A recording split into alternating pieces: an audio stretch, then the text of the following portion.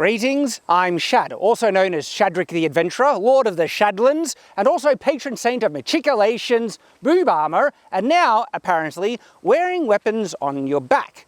This is an interesting subject, wearing weapons on your back, because it's a trope we see often in fantasy, but also video games.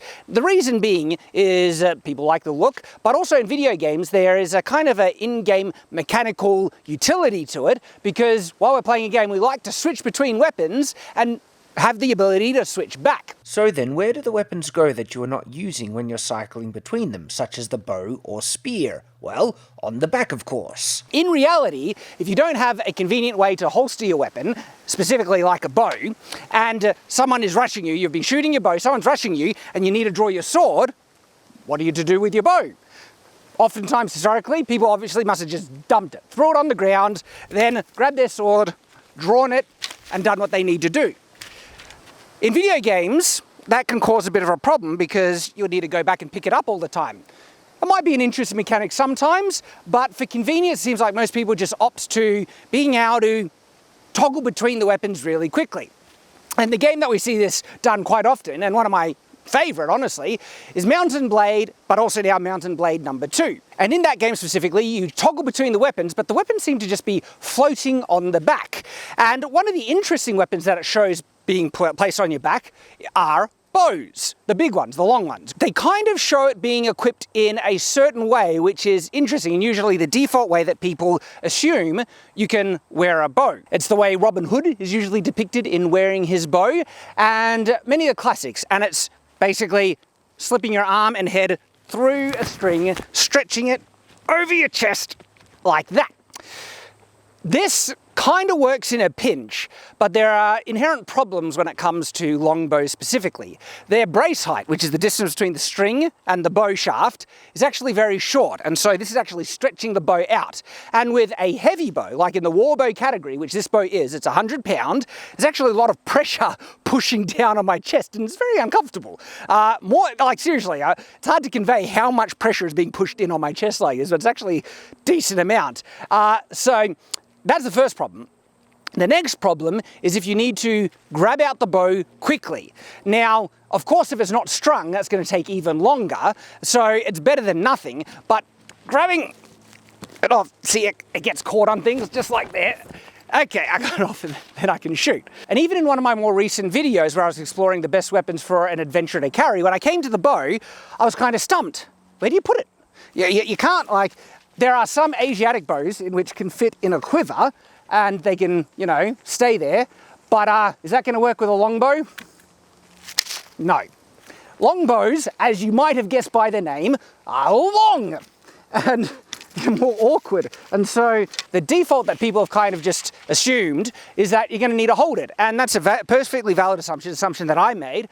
But then I started to wonder, is there an actual way that you could conveniently wear a bow on your back, strung or unstrung, and in such a way in which you could draw it, pull it out, and use it at a pitch very quickly if you're suddenly ambushed or you see a monster in the distance or something like that. And so at this point I need to give a shout out to Dawson, because he watched my recent video, saw me kind of umming and ahhing with the bow, and he made a video exploring a way to try and wear a strung bow on his back. And his solution was interesting. It was basically attaching another sling on either end to a longbow, and it worked well enough.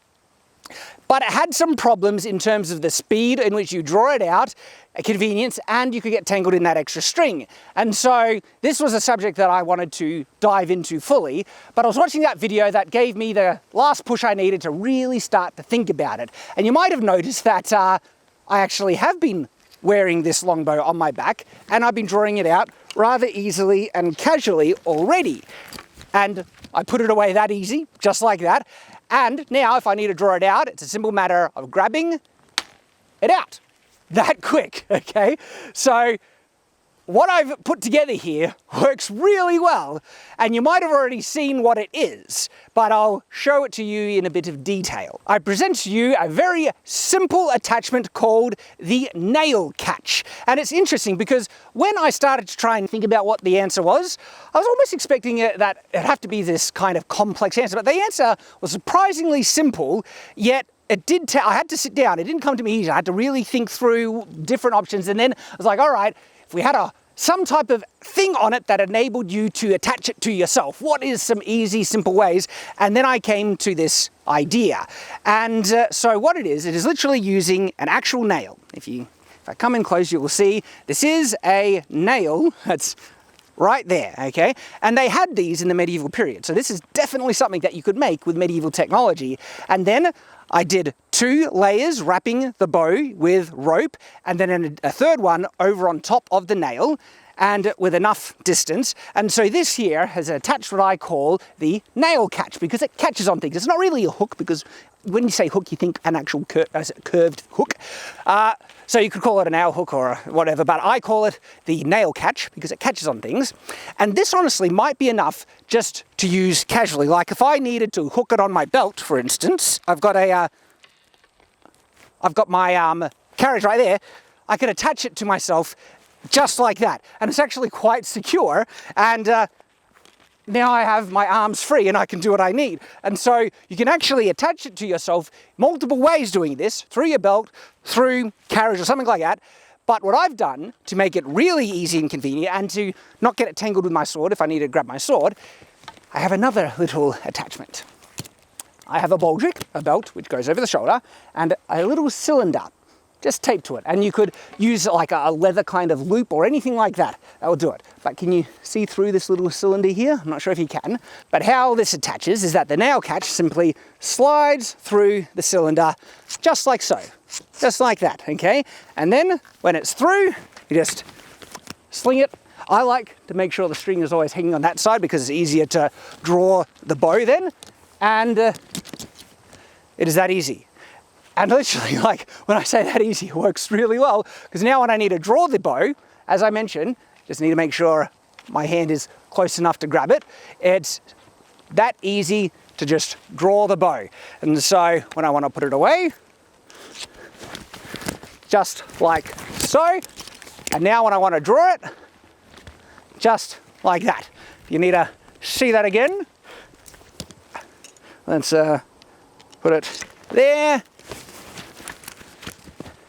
There, and then when I want to grab it, works really, really well. So I am pretty chuffed with my little invention here. But what's also interesting about this, it also creates a better and more convenient solution about wearing a spear on your back. Here is one that I prepared earlier. I've attached a nail catch to this spear, and it works very much the same as, you know, the bow does. Slip it through, over the shoulder, there we go. And when you want to draw it, it's a matter of grabbing, pulling, you're there. There are some pros and cons, granted. You have this little kind of nail sticking out. If you blunted it a lot, the danger will be far less. But having this big hunk of rope here, I admit, might get in the way when you want to slide your hand, and having this little, you know, catch nail on it could hit yourself. So if you don't like that, you could make it either smaller or you don't have to use it. As simple as that. But if you do want the convenience of being able to holster a spear very easily, wear it, and have the option to be able to draw it in a very quick motion, you have this right here. You don't have to get tangled with slings, pulling over your head with the possibility of it falling down, and it's pretty darn secure. Like, it's not going anywhere, right? It might wobble around a bit. You might hit it now and then with your foot, but overall, it works pretty good. And then when you need it, it's that quick. So in Mountain Blade Bannerlord number 2, there is a fairly quick animation in drawing the bow. And when I first saw it, I always kind of assumed, well, could you ever really draw a strung bow that quickly if it was holstered on your back somehow? I was kind of like, it's clearly there for a gameplay mechanic. But let's bring my character from Mountain Blade Bannerlord right next to me here and do a bit of a comparison. Let's see if I can draw my bow as fast as the character animation, and I might do a couple of shots to see if I can match the speed that is being shown in Bannerlord as well. So arms by my side. The bow is there ready to go. All right, so let's test this. 3, 2, 1, drawing the thing. grabbing an arrow, get it on the string and shoot. Did I get faster than it? We'll see, but next arrow, shoot. We'll have to see how I did, but I think I was pretty close or very comparable to the mountain blade animation. I reckon I could even get it faster than what I did before. So if we were to do it again, like 3, 2, 1, grabbing out, got the arrow, get it on the string. Oh, that was good. That was good and fast. So mountain blade devs, if you are wondering how to show the bow being attached to, you know, the characters in game in a far more realistic and wholly tested and functional way, now we have it. And remember, it is called the nail catch. So think about adventurers. They don't know when they're going to be ambushed suddenly, and they also very well might need their hands available if they've got to climb up something or carrying gold, loot or whatever. And so I think having the convenience of being able to holster, carry, whatever, your bow, especially longbows, because longbows are the awkward ones, right? So yeah, we got side scabbards, we got quivers and other things. Spears and longbows are the difficult ones, but this answers it, okay? They just put it there, they're doing a thing, and then suddenly a monster appears and they can whip it out that fast. That is like lightning quick when it comes to longbows. So this really works. I'm now going to show you how I actually attach the nail catch to the bow, specifically the wrapping method. It's really simple. And you don't need a nail to do it. You could do it with a long stick, okay? That might snap off, so I reckon something metal is far more secure. I like to use a nail because the flat top head prevents it from slipping out this way, and the friction just stops it from slipping up, but you can. But really, really simple. So the items that you're going to need is, of course, a decent sized nail, one that isn't particularly sharp or, you know, pointy. This one's nice and blunt, so it's perfectly safe. You want it of a decent length, and you want it of a decent kind of girth as well. So this is the one I'm using. You want a piece of rope. Now, ideally, I have found a rope of about 2 meters long, and that's all you need for the nail catch. If you want a nice kind of holster for it, what we are using is a round cylinder like this, which we have attached to my belt. And I've just attached it with, of course, you know, some electrical tape, but in the medieval period, there'd be many ways to be able to attach it. The best place to attach the nail catch on your bow is above, you know, the arrow rest, about yay big, and also you want it off center so the weight will pull it down to one side. So I'm going to be attaching it about right here. And what you want to do, you want to have a length, you know, loose, because this is what you're going to tie it off with. So you just hold it there, and then you measure it down about yay long right here. And then what you do, you start wrapping it around, just like so. Now after 2 loops, you can really tighten it. And so I'm going to give that a good thing, and then I'm going to hold it down with my thumb as I do each new loop, making it really tight. You need to be mindful of the amount of slack that you have on this end, because you need enough to be able to wrap it around down again and then up again. Now, the reason why I'm doing kind of 3 layers, okay, of this is to hold the nail further off the shaft of the bow. So we're looking at about right there. So now you grab the nail, put it there, and you start wrapping it around back up with the nail in place. So what I have here is now 2 bits ready to tie off. I have probably too much slack here, so I might rewrap it to get or pull up that additional slack. But what we have right here is the nail catch right here, ready to slip through this little kind of cylinder holster on my belt to hang securely. So when you want to see drawing the bow from behind, as you can see, it's a matter of grabbing it, then lifting it up, hanging down, ready to go. Could this have been done in the past? Yes, it could have been. They had the technology. You could have a medieval nail or something like that with simple rope. So absolutely, was it done in the past? We have no evidence for it. I would probably say no. Look, it's not beyond the realm of possibility that someone somewhere might have done it. And so there's that.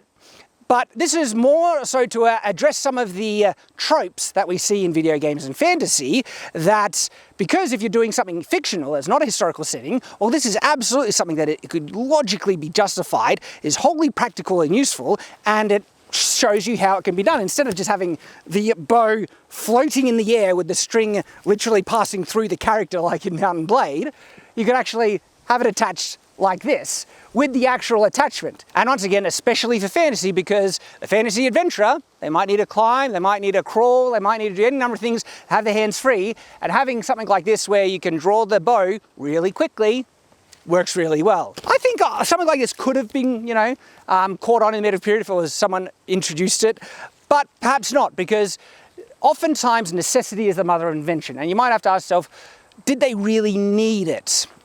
I don't know, it depends on personal preferences. I like it because I like having my hands free, but if people are just fine holding it, and granted, having the bow in your hand is the fastest option to have it ready to be used, so there's that, and yeah, personal preference. So if, say, someone was adapting a medieval period something, even if it was a historical fiction, okay, this is so practical and it could be done so easily with medieval technology, you still could have a character doing this kind of method, and if you were injecting into a actual historical period, in a fictional historical period, it would make sense to then have characters kind of react to it. It's like, oh, that's a bit odd, why are you doing that? It's like, I like having the bow on my back, keeps my hands free. And the other person can be like, nah, it'll never catch on.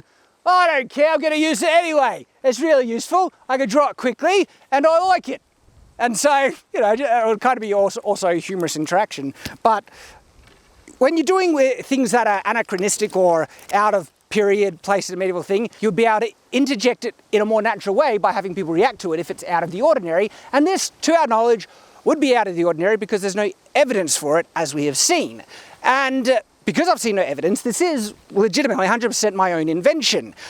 Other people could have figured it out because it's actually a very simple solution. It's not like, inventing something miraculous, but I've never seen it done anywhere else. And it was just a matter of sitting down, thinking it over, and it's like, maybe this could work, working through, and then suddenly coming to that idea. And so if someone else has figured this out before me, props to you. I've not seen it. I'm not copying. I literally haven't seen it anywhere. Funnily enough, right? People have actually accused me of copying my back scabbard design. And again, in regards to the back scabbard, it's a simple solution. Of course, multiple people could come up with it. And no, I didn't copy it. I never saw it done anywhere else. It was actually a simple solution, as evident by many people in comments saying, I thought about that, but I never actually made it. There's actually a video of someone else showing it working with a cut down the middle, and there are even comments saying that I stole it from that video when that video was published after my back scabbard one. So, but even if it wasn't published, I never saw the video, of course, because it was published after, there's that. But even if it wasn't, I didn't come across until much later, and I would have given credit if I did. But no, I came up on that idea myself, as I came upon this idea wholly myself as well, and I think it's pretty cool. But some of you might need a little more convincing. In fact, I feel like sometimes I'm a bit of a medieval salesman trying to present my wares to the, discerning adventurer, because I think backscabbers work and I invented that. So I'm selling some cool techniques, and this is a new thing. I need to spread the awareness of the nail catch. And so for that purpose, I've put together something that I think will work. You there. Yes, I'm talking to you. Are you an adventurer? Well, I can tell by that fine longbow you're holding. Show me, what do you do with that thing when you need to use your hands?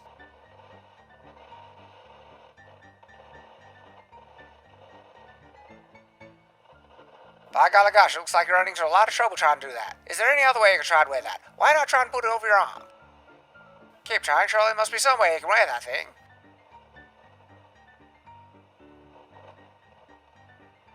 Say, I don't think that one works too well either. What do you say?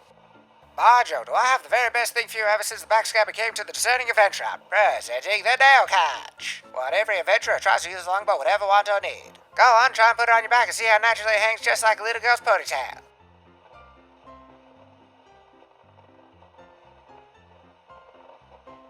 Jiminy Cricket, by my great aunt's left shoestring, that's exactly how I knew I'd make it all feel.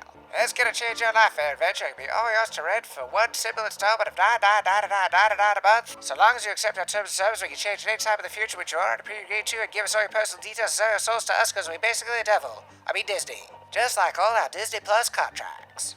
My name is Shadrick the Adventurer.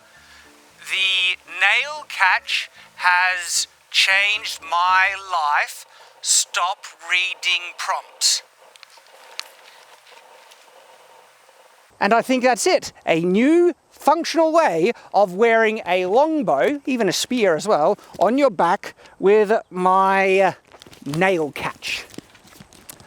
I think it works. I'm very happy with it. What do you think? Let me know in the comments below. And just to let you know, any interactions, likes and comments helps boost the attention this video will get in the YouTube algorithm. So please leave a comment, even if it's just dingle hopper, okay? If you can't think of anything to say, dingle hopper in the comments below. That'll be great. If not, share your thoughts, okay? What do you like it? What do you think? Are there ways to improve it? Because this is the first kind of prototype, and I bet there are ways to make it better, okay? Make it sit more securely, make it sit on an angle, because one thing that does happen now and then, if it's like this, it's harder to grab. And so I need the bow sitting on an angle so I can just bring my hand in and grab it like that, and then it's a simple matter of pulling it out like so.